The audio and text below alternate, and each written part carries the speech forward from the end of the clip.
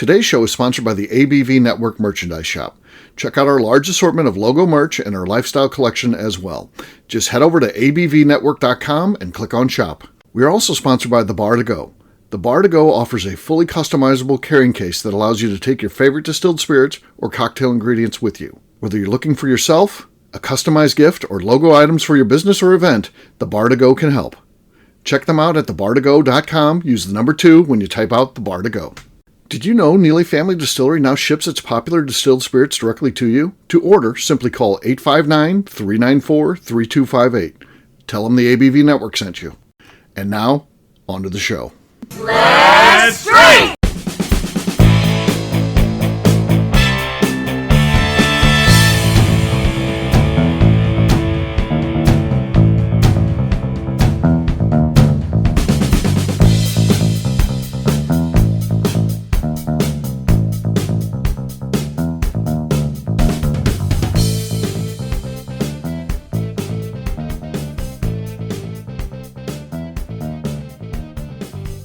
Welcome to the Bourbon Daily, the podcast about everything bourbon delivered to you every day of the week.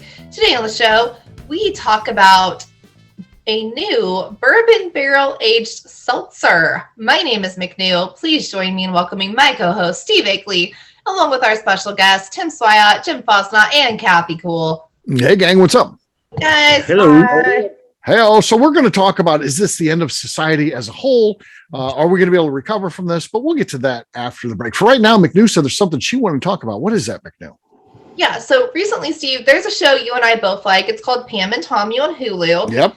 And Bo Cumberland posted a status the other day saying he hated Seth Rogen, so he refused to watch the show. And I was like, he's really not in it that much. Still give it a chance. It's a good show. But it made me think, I'm like, is there an actor or actress you hate so much you absolutely avoid anything with them? I saw that comment and I get that. And again, I don't have that feeling at all towards I think Seth Rogen. I think he's funny. Yeah. Am I like a super fan of his? No, I don't. If it's like a Seth Rogen, do I automatically watch it? But if he's in anything I've seen him in, I've liked him. He doesn't bother me though, so I'm asking. Exactly. It's like your husband and Will Ferrell. I don't understand that one at all. Will Ferrell, I think, is one of the funniest people.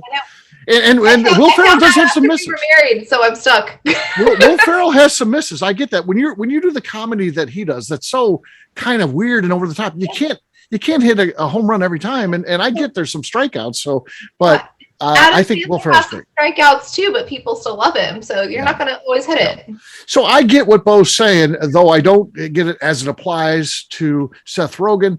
But Tom Cruise does nothing for me. I don't think he's anything other than that idiot, that human that's called Tom Cruise. I think he is absolutely horrible in anything that he's ever done. I think he's a little shrimp who plays action figures. That if I met Tom Cruise in real life and I'm between him and the treasure that he's trying to block me from getting, I'd kick that little punk's ass so bad. I get tired of him being like a tough guy and all that. No, Tom Cruise is absolutely terrible. He's good at nothing he can do. He's into that Scientology, that cult that is affiliated with what's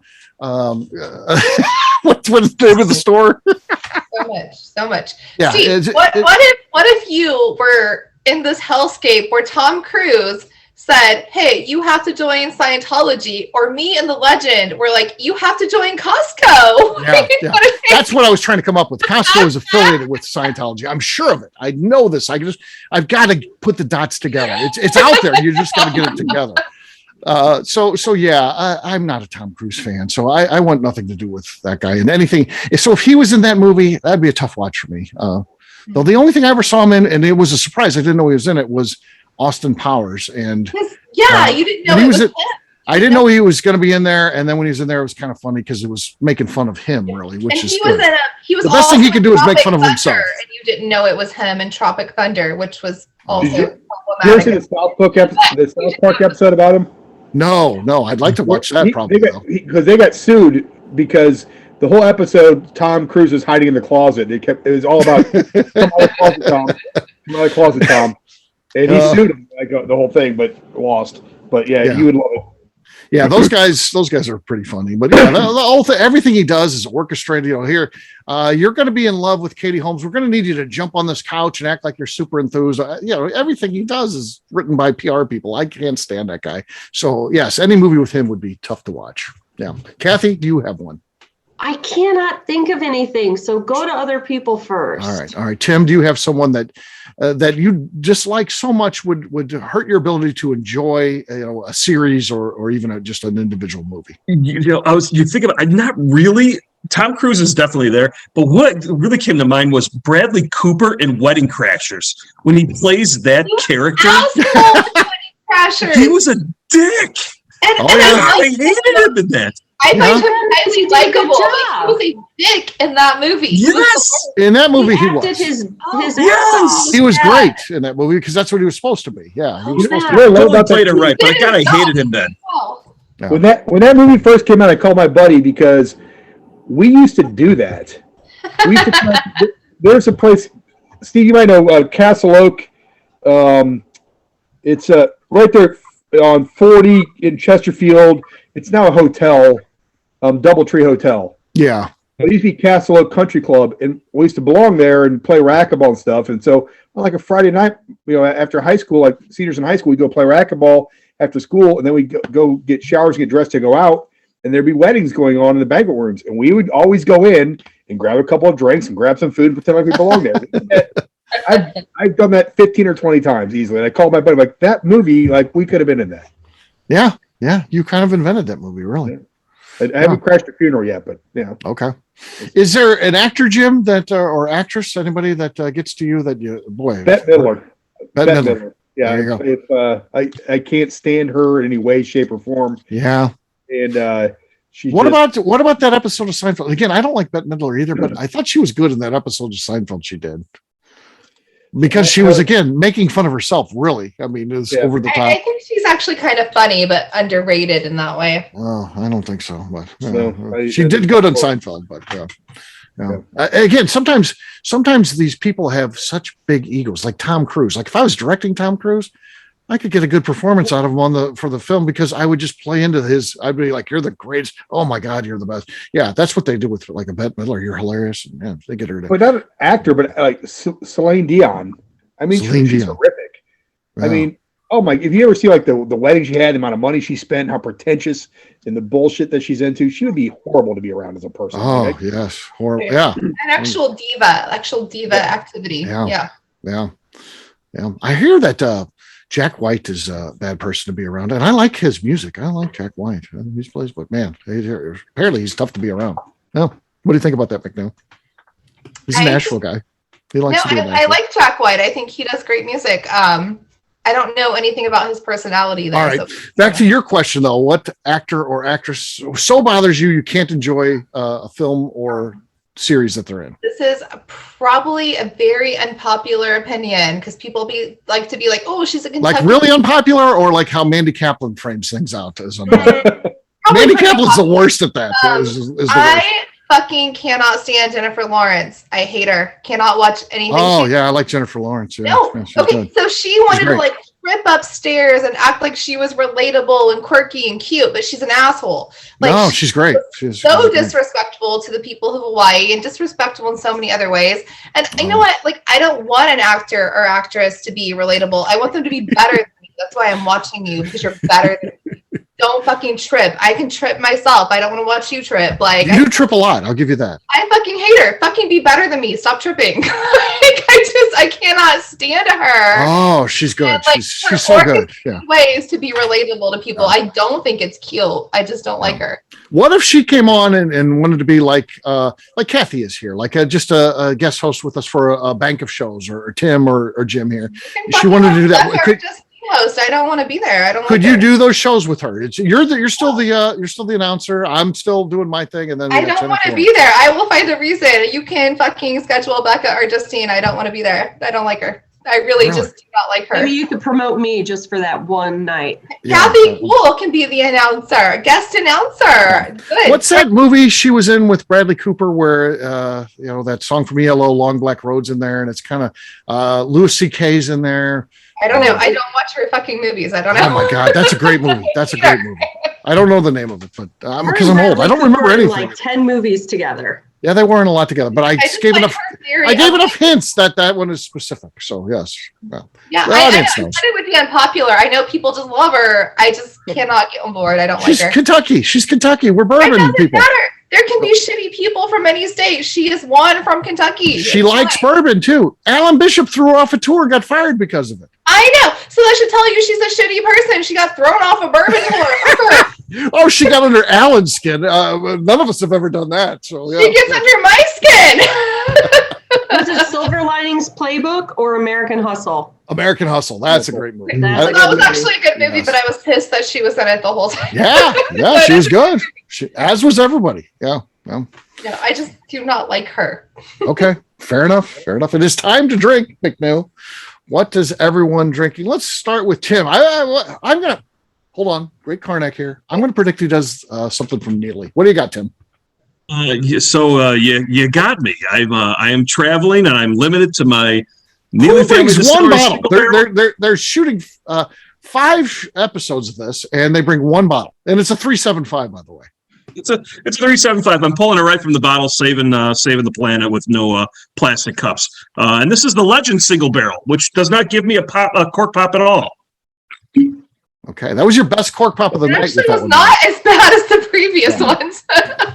I'm going to go next, and you might still be the lead. I've got from Hard Truth Hills. I've got their Sweet Mash Rye, which is incredible, but it has that amazing natural cork. Again, you don't typically get a good pop off the natural cork after the first one, but this is maybe the coolest natural cork in bourbon right now for sure. I mean, it's cool. That's Half beautiful. a cork tree. Yeah, here we go. Cork pop. Ooh. I'm going to say Tim still got the lead though. It was close. We'll give Tim the benefit of the doubt since he has that shitty bottle that he's popped all 4 shows we've done, and we're gonna give him. I can't get any endorsement money for this at all. I'm not I love the bourbon, but the cork pops were not good. So all right, Jim, what do you got? Can you beat Tim here? What do you got? Yeah, probably not. I'm going with just some old granddad bonded. Okay, It's a well-loved bottle, so we'll see. okay, we'll see. Okay. Yeah, same thing. It's close. Maybe if we really got down to it and looked at the decibels and all that, maybe Jim beat you there. But we're gonna allow Tim to remain in the lead because he's traveling. He took one bottle. Tim's got the lead through 3 people, so he's still 2 more to go. Kathy, you're next. What do you got? I am going to crack open my bottled in bond Old Monroe. Okay, looks new bottle. Tim, you're in trouble. Bottle, straight wheat whiskey. You are in big trouble. You are in big trouble. Oh, Mike Muffle saved you. Mike Muffle saved you. No. Mike Muffle he's your friend. Mike That Muffle. should have been glorious, and it was not. No, It was not. glorious here. Yeah. It was glorious I'm here, sure and it that's all I was. need. Mike Muffle stuff. Mike Muffle, he's the ghost of the Bourbon Daily, and he has got you once again. So here's where we're at. Ultimately, all that matters what comes through, and we know what came through. Tim has the lead. McNew, you're between Tim and victory. What do you got? I honestly, I'm very sad to say this. Tim might get it. I have this Knob Creek 25th Oh anniversary. my gosh, that's a bottle kill. Nothing in it. Let's see. Okay. I'm going to put it with all the rest of them. It's close enough. We're going to give it to Tim. And Tim, you win. How about that? Cheers. Dude. That's Hey, the little word. Royce. Back up, way to get it done. Damn. Made it happen. All right. We're going to take a quick break. And then when we come back, we're going to be talking seltzers. And there's a new barrel-aged one. Should we be interested in that? We'll do that in just a few.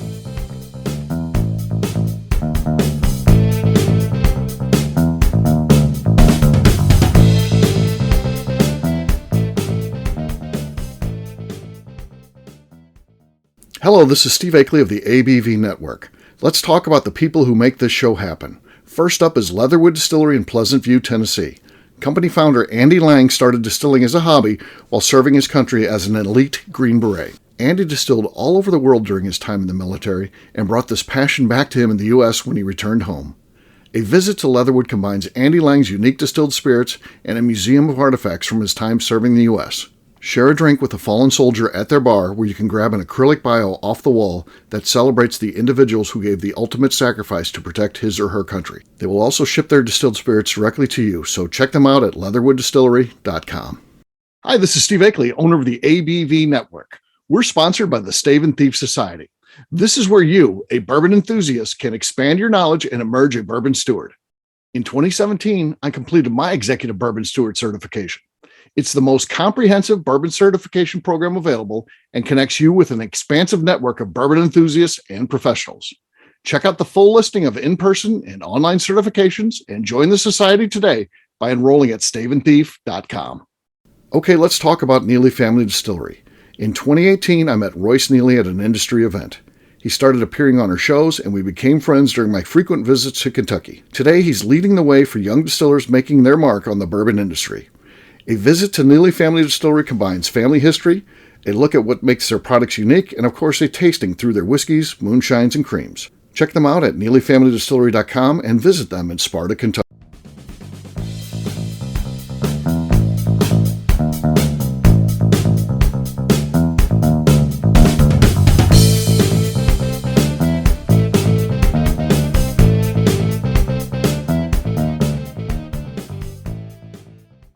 This is Bob. I'm in Ohio. You're listening to the Bourbon Daily. Welcome back to the Bourbon Daily. Today we're talking seltzers, specifically a barrel-aged seltzer. Yes, we are. So this isn't going to go away. Seltzers are not going to end until they beat this dead horse and beat it until they finally beat it into the ground. There's going to just be new stuff coming up. And so now we've got one, again, it's not bourbon flavored per se, but it is aged in a bourbon barrel, which then gives it bourbon flavor. So, it's. I want to know which distillery gave up their barrel. Right. Are you going to go after them? Happen. Not the distillery, really. Ruin the life of that glorious white oak. Yeah. Yeah. Then it goes to the rolling cork. Aged seltzer. So it could have aged a rye, a wine, anything else. It could have done better. So our resident seltzer drinker, Jim. No, I'm kidding. McNew.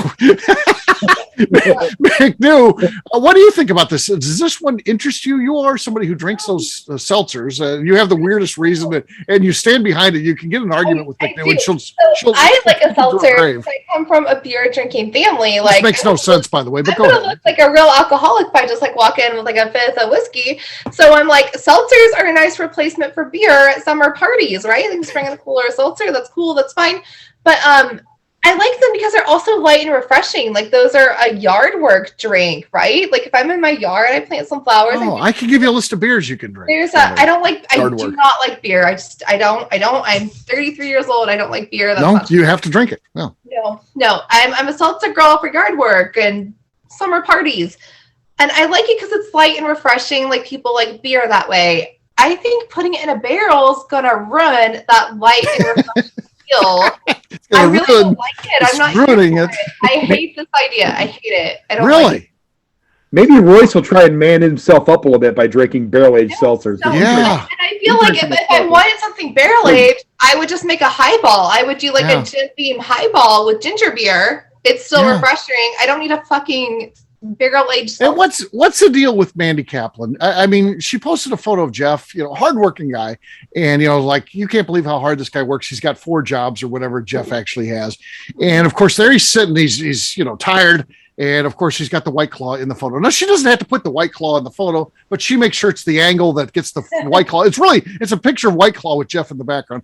Why does she do that to him? Just to keep him down? I feel like when you really love your husband, you have to troll your husband daily. This is how it actually is. You have to. You got to keep him down.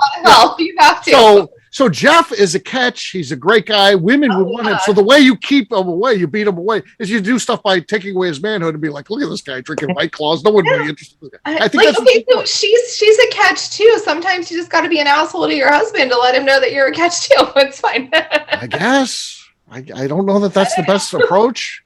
But to me, he deserves it because he's drinking the White Claws. Why? I don't understand why Jeff Kaplan, who's a bourbon snob, he'll go into Molly Wellman's place and be like, cocktails are a little too, I don't do cocktails. No, it's Molly Wellman. The world's greatest bartender is going to make you a cocktail. He'll be like, I'll take a White Claw.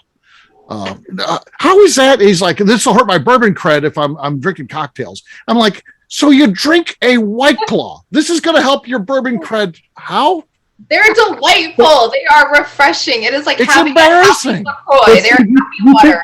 It's fine. 5 years ago, it wasn't a category. Didn't exist. Right. It's Was that huge. When I opened Total Wine, we didn't have a hard seltzer, not one, 5-6 years ago in St. Louis. Mhm. And by the time I left there, Truly was the number one seller. It's on the floor. Over Bud Light. It outsold Bud Light. Nothing hurt my heart more than on a Friday night watching 6 guys from a fraternity come in arguing over what frickin' flavor of seltzer. Oh my gosh. It just crushed me. Sales are crashing in that category, though. Hopefully. It's so wide, though. Sales are starting to crash. Truly is like destroying product because it's past their expiration date for carbonation, I guess. There was some, like in some of the various different companies who are putting them out, they're saying that the category sales, they're trying to do what they can to reinvent and re-engage in sales again. It's going to level out and still be big. If you think of flavored vodkas, and there was 1,000 flavors of vodka, and now it's all come back down. It's still a category that sells fantastically. And you have the same thing with seltzer because every single craft brewery now has a seltzer out there, and so there's so many more out there than there were 5 years ago. That yes, Truly is down and White Claw is down, but you're going to see it balance out over the next year or so. That Jim, you're saying that seltzer is not the Zima of the 2020s? Correct. Yeah, it does have staying power. It's not going to be. It hurts my heart. So I think seltzer fucked themselves a little bit because they came out, the health freaks, like your healthy younger millennials, your older Gen Zs were like, it's so healthy, it's only 100 calories. And then we learned a bourbon is only like 80 calories. Like, they fucked themselves trying to be healthy. When we learned other things are healthier and not carbonated, so you don't get bloated. So there you go. Process It's though. like a big can of heartburn, man. Come on. Yeah. Flavored heartburn. So are we pumping the syrup in before it's carbonated into the barrel? Or are we pumping the carbonated stuff in and then recarbonating it again? yeah, after it's that's- coming? I would- It would have to be the syrup. It would have to I be would think so too. And then they carbonate it after they come out of the barrel. I Yeah. would think. Did we not learn anything from COVID? Like, we need a second apocalypse upon us? Like, Right. why are we doing this? Why? Why are we doing this? Yes.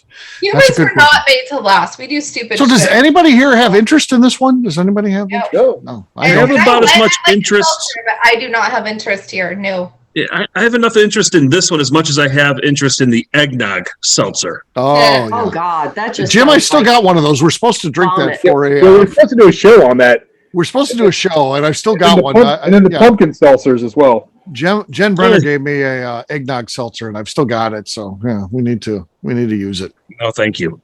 Yeah. So there you go. For seltzer fans, whoever you are, McNew doesn't even like this one, so I don't know if you guys are excited about. I thought McNew would be all over this one. But I'm not, because I feel like when you add a barrel, it becomes less refreshing. I just it's hope not that what it's meant to be. Like, don't crossbreed. Just stop. I don't want it. I just hope that the alcohol it pulls from the barrel makes it more flammable. yeah, That's well, that'd We can be make interesting. weapons out of it. Good. That's all it's good for. No. All right, we'll wrap this one up as we always do by talking about where people can find us. Kathy, we'll start with you. Where can people find you? You can never find me buying seltzer. And if you really want to find me, I'm on Facebook at Kathy Cool. Tim. You can find me on the abvnetwork.com site under the tasting events page or on Instagram at swyguy2112. Jim. You can find me on Facebook at Jim Fosnut, or you can find me on Instagram at FozJim, FAZZJIM. All right, McNew.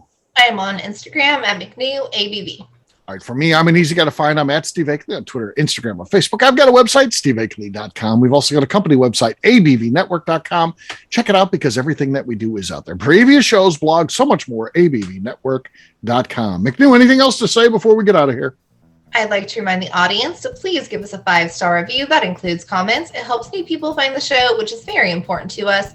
And if you like what we're doing, we ask that you please visit our Patreon page at patreon.com/the ABV Network. All right, great job today, gang farties. We'll have a brand new show for you tomorrow. Looking forward to that. Until then, take care, everybody. See ya. Bye. Cheers, everybody. Peace.